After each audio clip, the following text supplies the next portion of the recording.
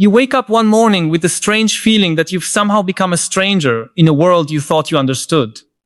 The conversations around you sound familiar, yet something has shifted beneath the surface.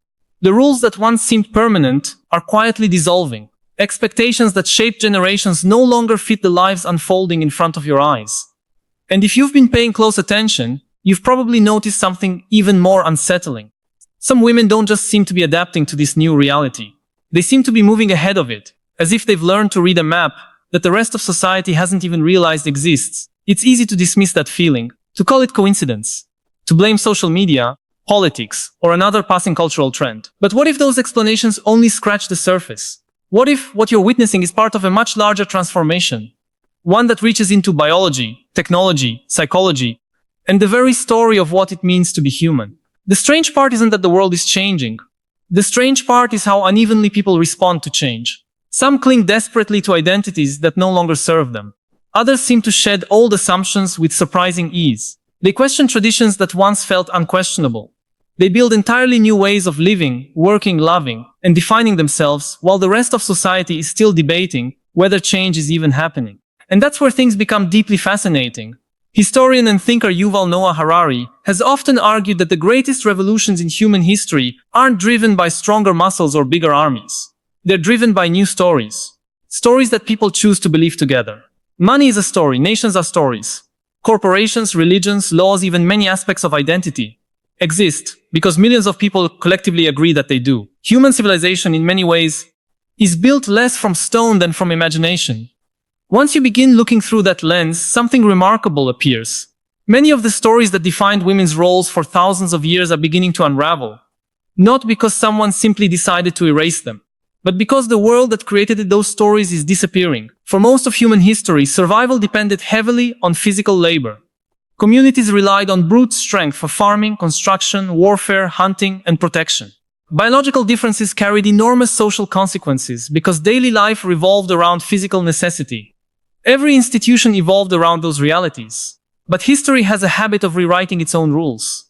The Industrial Revolution quietly began shifting the balance. Machines gradually replaced muscles. Then computers replaced many forms of routine thinking. Now artificial intelligence is beginning to automate tasks that once required years of specialized training. Each technological leap has reduced the importance of raw physical power while increasing the importance of something much harder to measure: adaptability learning, emotional intelligence, creativity, communication, the ability to navigate uncertainty. These qualities aren't owned by any gender. Yet modern society increasingly rewards them in ways previous civilizations never could. And that changes everything. Have you ever noticed how quickly today's world punishes rigid thinking? Entire industries disappear within a decade. Careers transform overnight. Skills expire faster than college degrees. The person who succeeds isn't always the smartest person in the room. Often it's the one most willing to let go of outdated assumptions. Psychologists call this cognitive flexibility, the capacity to revise beliefs, adapt to new information, and change behavior without feeling that your identity is under attack. It sounds simple. In reality, it's one of the hardest things a human being can do. Our brains evolved to crave certainty. Predictability keeps us alive. Every habit conserves mental energy. Every familiar belief creates a sense of stability. Neuroscience suggests that uncertainty activates many of the same stress circuits involved in physical danger. When the future becomes unclear, the brain doesn't calmly analyze every possibility. It often reacts defensively. It searches for certainty, even if that certainty is outdated. That's why periods of rapid change create so much anxiety.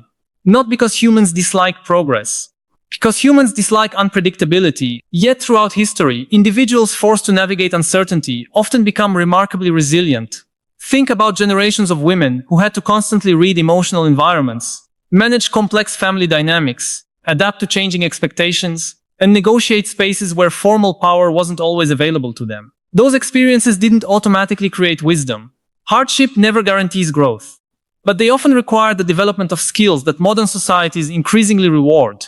Listening carefully, reading subtle social signals, managing competing responsibilities, building relationships, recovering after setbacks. These abilities rarely made history books, but they quietly shaped history anyway. Carl Jung once suggested that every society develops a collective persona, a public mask representing what that culture values most. For centuries, many cultures celebrated certainty, dominance, hierarchy, and external achievement. Vulnerability was often mistaken for weakness. Reflection was mistaken for hesitation. But masks eventually crack, especially when reality changes faster than tradition. Today's world presents problems that brute certainty cannot solve.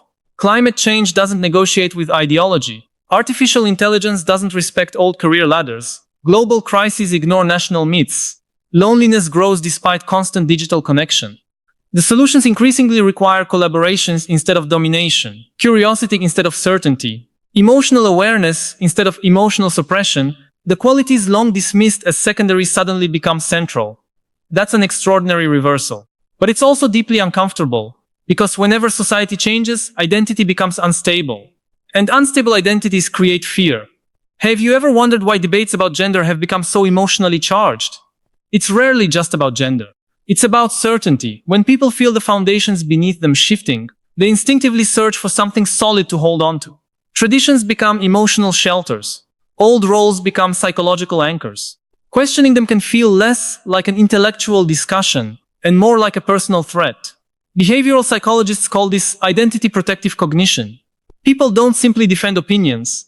They defend the version of themselves attached to those opinions. Changing your mind can feel like losing yourself. That's why genuine transformation is so rare. It demands something almost painful, the willingness to outgrow your previous identity. History is filled with civilizations that failed, precisely because they couldn't imagine becoming something different. The Roman Empire possessed astonishing military strength, yet internal rigidity slowly weakened its ability to respond to changing realities. Power alone couldn't save it. Adaptation might have. Evolution has never rewarded the strongest species forever.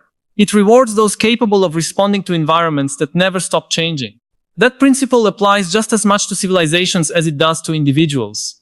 And perhaps that's what we're witnessing now. Not one gender replacing another, not one side winning while the other loses, but a larger evolutionary shift in the qualities that modern life increasingly demands. The irony is almost poetic. For generations, success often meant fitting into clearly defined social roles. Now success increasingly belongs to those willing to question roles altogether. That doesn't make change comfortable. Far from it, every transformation carries grief. Old certainties disappear before new ones emerge. Many people experience that uncertainty as exhaustion. Others experience it as liberation. The difference often has less to do with intelligence than with psychological flexibility. The philosopher Friedrich Nietzsche once warned that becoming who you truly are requires surviving the collapse of who you thought you were. Most people hear those words as inspiration. Few recognize them as a description of profound psychological discomfort, because every meaningful transformation begins with disorientation. Before clarity comes confusion, before confidence comes doubt, before growth comes the unsettling realization that the old map no longer matches the landscape. And perhaps that's why so many people feel emotionally overwhelmed today. The pace of technological change is accelerating faster than our psychological instincts evolved to handle. Artificial intelligence reshapes entire professions. Algorithms influence attention. Social media compresses thousands of competing identities into the palm of your hand. Every scroll invites comparison. Every notification whispers that someone else is adapting faster than you are. Yet beneath all of this noise, another quieter transformation is unfolding. That has almost nothing to do with technology itself. It's changing how people understand power. Not power over others, power over themselves. And that may turn out to be the most important evolution of all. Power has always fascinated humanity, but we've often misunderstood where it truly lives. For centuries, we measured it in armies, wealth, political influence, or physical dominance. We admired the loudest voices in the room, the people who appeared unshakable, the ones who projected certainty, even when certainty was an illusion. But the 21st century has begun exposing something history repeatedly tried to teach us. External power can disappear almost overnight. An empire falls. A currency loses its value. A prestigious career becomes obsolete. A technological breakthrough rewrites an entire industry in a matter of months. The kind of power that survives those moments is quieter. It's the ability to remain psychologically stable while everything around you is changing. This is where the conversation becomes less about men and women and more about human evolution itself. The people who thrive in unstable environments aren't necessarily the strongest or the most knowledgeable. They're the ones who can update their mental models without feeling that they're betraying who they are. They can hold two conflicting ideas in their minds long enough to discover a third possibility. They don't confuse certainty with wisdom. They understand that growth often begins the moment certainty ends. That mindset sounds almost obvious until life demands it from you. Think about how many identities people build before they ever question whether those identities are actually theirs.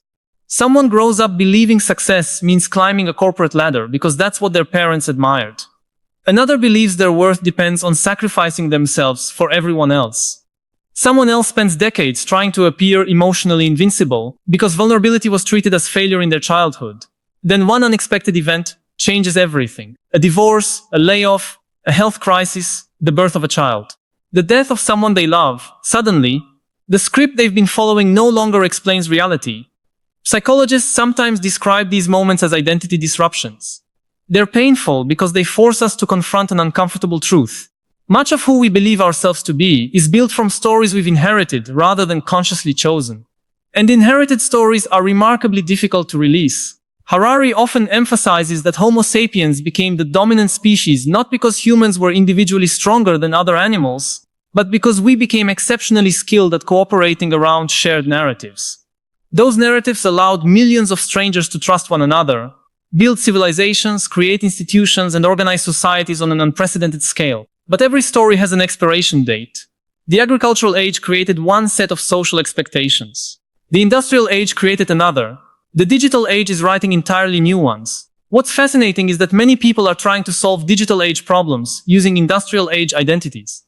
They still expect linear careers in an economy built on constant disruption. They still search for lifelong certainty in a culture that reinvents itself every few years. They still define success by external approval, while living inside systems designed to monetize insecurity. No wonder so many people feel exhausted. It's not simply that life has become busier. It's that the psychological operating system many of us inherited no longer matches the environment we're living in. Have you ever noticed how often people mistake adaptation for weakness? Changing your opinion is called inconsistency. Changing careers is called instability. Changing your priorities is called giving up. Yet in nature, adaptation has never been a sign of weakness. It's the very mechanism through which life survives. A tree bends during a storm, not because it's fragile, but because rigidity would cause it to break. Humans are rarely taught to admire that kind of flexibility. We celebrate confidence far more than curiosity. We reward certainty long before we reward reflection. But neuroscience paints a different picture. The brain is constantly reshaping itself through neuroplasticity. Every new experience, every meaningful relationship, every difficult conversation has the potential to strengthen or weaken neural pathways. Your brain isn't a finished sculpture. It's a living process. It changes in response to attention, emotion, and repeated behavior. That realization carries an extraordinary implication. Human beings are not only products of evolution. We actively participate in our own evolution every single day. Every habit reinforces one version of yourself. Every belief you question opens the possibility of becoming someone new. This is why periods of uncertainty, as uncomfortable as they feel, often become the birthplace of profound transformation. Carl Jung believed that much of human suffering comes from identifying too completely with the persona, the version of ourselves we present to the world. We spend years perfecting that mask because it earns approval, security, or belonging. But life has a strange way of pulling that mask apart. The career that defined you ends, the relationship that gave you identity changes, the role you built your life around disappears. At first, it feels like loss. Later, many people realize it was also freedom, because once the mask cracks, something deeper finally has room to emerge. Perhaps this is one reason why so many women today appear to be navigating cultural change with remarkable resilience. Many have spent decades balancing multiple identities at once. Professional and caregiver, ambitious and nurturing, independent and deeply connected. Those roles have often required constant negotiation rather than fixed certainty. Again, this isn't a universal experience, nor is it unique to women. Plenty of men have developed the same psychological flexibility, while plenty of women struggle with rigid expectations of their own. Human beings are wonderfully diverse, but when society repeatedly asks someone to adapt, negotiate, and reinvent themselves, they often become more comfortable with complexity. And complexity is quickly becoming the defining feature of modern life. The philosopher Marcus Aurelius wrote during one of Rome's most turbulent periods. He reminded himself that the obstacle isn't separate from the path. It becomes the path. Thousands of years later, neuroscience offers a surprisingly similar insight. The brain grows strongest not when it avoids challenge, but when it engages with manageable difficulty. Learning happens at the edge of discomfort. Emotional resilience develops through recovery, not avoidance. It's almost as if human beings were designed not for permanent stability, but for continual adaptation. Modern culture often forgets that. Instead, we're sold the fantasies that somewhere there exists a perfectly optimized life, a career without uncertainty, relationships without conflict, confidence without self-doubt, happiness without grief. The result is endless comparison. Social media intensifies that illusion. Every carefully edited photograph suggests that someone else has already figured life out. Every success story hides the years of confusion that came before it. Every algorithm quietly rewards certainty because certainty attracts attention. Nuance rarely goes viral. Outrage does, confidence does, sensible answers do. But reality refuses to stay simple. The more researchers study consciousness, emotion, and human behavior, the more complexity they discover. The mind isn't a machine waiting to be fixed. It's an ecosystem. Thoughts influence emotions. Emotions influence memory. Memory shapes identity. Identity changes perception. Perception alters behavior. The cycle never truly ends. Maybe that's why the people who appear most grounded today often aren't the ones with all the answers. They're the ones who've made peace with not having them. When was the last time you changed your mind about something that once felt absolutely certain? Not because someone forced you to. Not because you lost an argument, but because you genuinely saw reality differently. Those moments are surprisingly rare, yet they may be among the clearest signs that we're still evolving. Evolution isn't always visible in bones or DNA. Sometimes it appears in conversations, in relationships, in the courage to question inherited beliefs, in the willingness to admit, the person I needed to be yesterday isn't necessarily the person I need to become tomorrow. That kind of evolution doesn't happen all at once. It unfolds quietly, choice by choice, day after day. And perhaps that's why so many people fail to notice it, until they're standing in the middle of an entirely different life. Before we continue, there's something I'd genuinely love to hear from you. Have you ever experienced a moment when letting go of an old belief, identity, or expectation completely changed the direction of your life? Or do you think society is becoming more adaptable, or simply more confused?